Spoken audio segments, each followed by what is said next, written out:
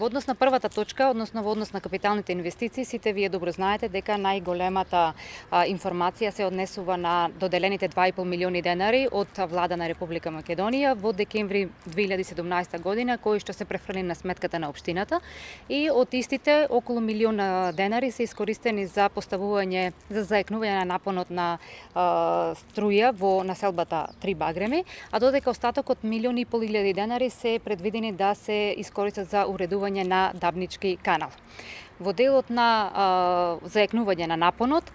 мора да се потенцира дека со оваа инвестиција не се предвидени и поставување на легални приклучоци за населението, односно истите тие ќе треба дополнително да поднесат барање до ЕВН и да приложат кон барањето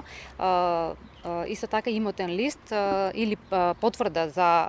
започнување на постапката за легализација на објектот и на тој начин да обезбедат услови за легален приклучок, меѓутоа и да го платат истиот тој приклучок, односно плаќањето на овој приклучок е на нивна сметка, нема да биде обезбедено од страна на државата или од страна на општината. Тоа е дилема која што се јавува изминатиот период и ние на овој начин сакаме да ја расчистиме таа дилема. Дополнително во однос на Дабнички канал, ние забележаме дека општината повторно се јави да го исчисти отпадот на Дабничка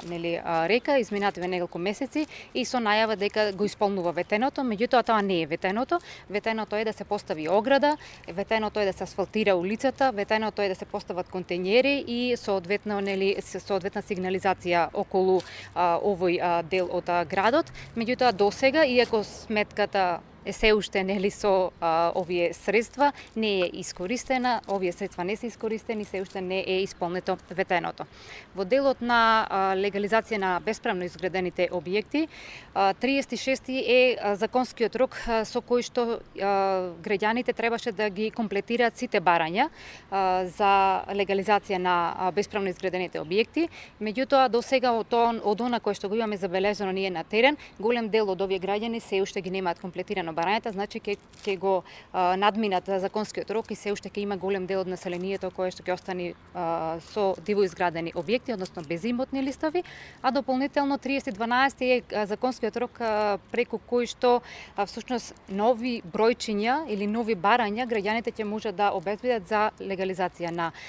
бесправно изградените објекти. Меѓутоа сега имаме нова состојба